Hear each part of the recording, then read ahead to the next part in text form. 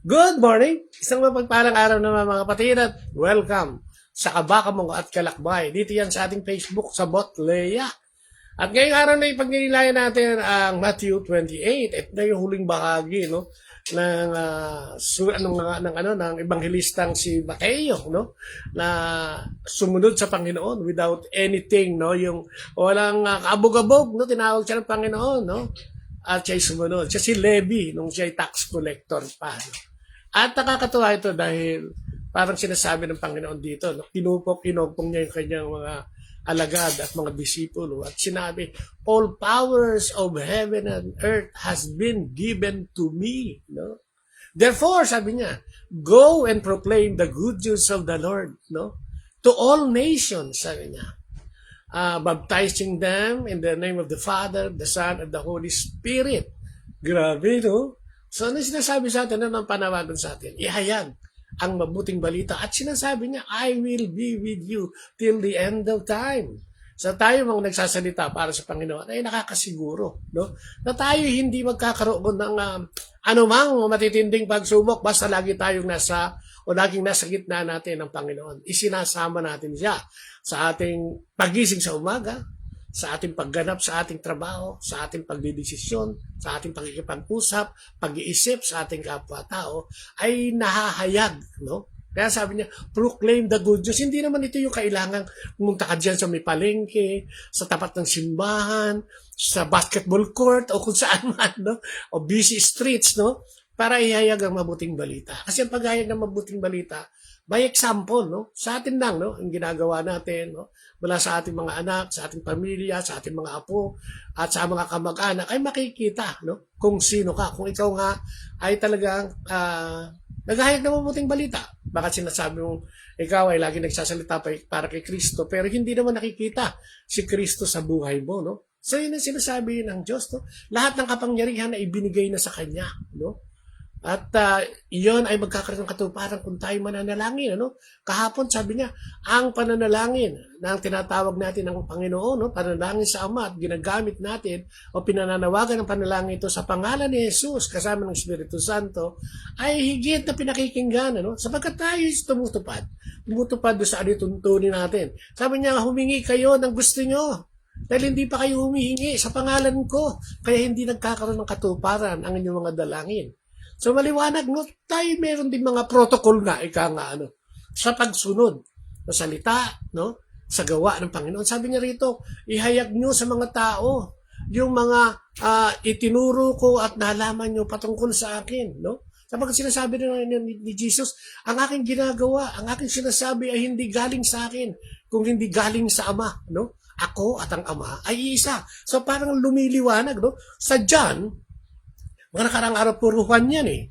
Ngayon lumipat tayo kay Mateo. Pero yun pa rin ang sinasabi, till the end of time kasama niyo ako. So sinasabi ng Panginoon, parang ihayag natin sa mga tao, ang Ama, Anak at Espiritu Santo, upang malaman nila na hindi lang sa tinapay na bubuhay ang tao, kundi sa bawat salita na nagmumula sa Diyos. Di ba? Ano ba kasing importante ngayon sa buhay natin? Sa ating ginagalawang mundo, pera, power, kapangyarihan. Yan. At ang mga tao ay talagang nawiwindang. Dahil sa may mga taong gumagawa ng mga bagay na kahindik-hindik o yung kamanghamanghang kabulastugan, para makamit lang ang tagumpay. Makikita natin ngayon sa paligid natin ay pagpapalit ng tao ang pera para sa kanyang kapangyarihan, karangalan, May mga insidente sa buhay natin ngayon sa panahon na ito, na talagang pinakikita yung superpower nila, O ino-overpower nila ang mamamayan. Ipinakikita nila kung gaano sila yung kapangyarihan nila. Ipinakikita nila yung tibay nila na sila'y hindi maaano sapagkat sila'y makapangyarihan. Sabi ng Diyos, siya lang ang pinakamakapangyarihan sa lahat. Walang hihigit dito. Kaya kung tayo nag-iisip na tayo higit sa Diyos, sa kanyang kapangyarihan, kanwalatian, kadakilaan, mag-isip ka uli. O huwag ka mag-isip. Huwag mong gawin yun. Dahil hindi totoo yun. Nakita mo ba? May nabuhay na ba na tao na tumagal at hindi nagbago ang kanyang buhay? Marami dyan. Mga sikat, mga tanyag, Pero dumarating yung panahon na nalalaos din yan. Bakit? Nagbabago. Di ba? Lahat nagbabago. Isa lang ang hindi nagbabago. Yung pag-ibig at pagmamahal ng Diyos na sinabi niya 2,000 years ago na mahigit, ay ganun pa rin. No, yun pa rin ang sinasabi niya. Kaya nga yung Biblia na di dyan because gusto niya patunayan, upang patunayan sa atin lahat, na ang kanyang kadakilaan at kapangyarihan ay mula noon, ngayon, at magpakailanman. Diba? Kaya nga, huwag natin isipin na nakagawa tayo ng masama at hindi na tayo sisingilin. Ako, darating ang panahon. Sisingilin tayo dyan. No? Sisingilin tayo. At yan na hindi natin mamamalayan. Mamalayan natin, andyan na. At wala na tayong magagawa. Kaya nga mag-iingat tayo sa ating mga ginagawa patungkol sa ating buhay sapagkat ang Diyos ang unahin natin sa lahat.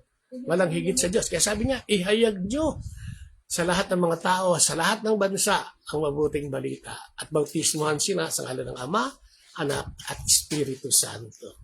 Paano natin magagawa yun? Kailangan naka-incline o naka-akma kung ano ang sinasabi natin sa ginagawa natin. Ganon din, sinasabi ng Panginoon na yun ang ating ihayag, sapagkat yun ang katotohanan.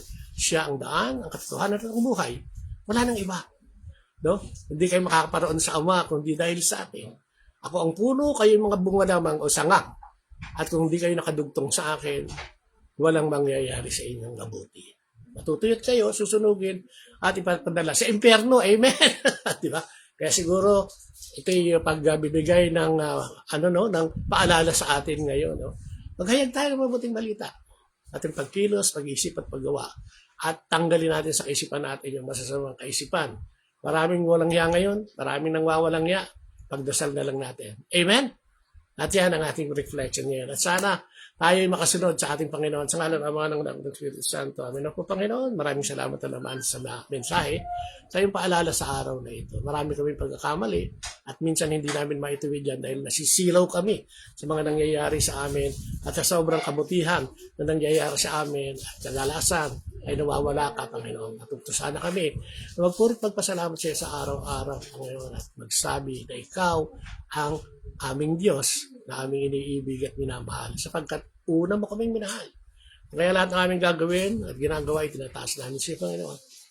Bautismohan mo kami sa ngalan ng Ama, Anak at Espiritu Santo sa lahat ng aming gagawin at ginagawa. Sa pangalan ni Jesus, kasama ng Espiritu Santo, magpasawalang hanggan. Amen. In the name of the Father, the Son, and the Holy Spirit. Amen.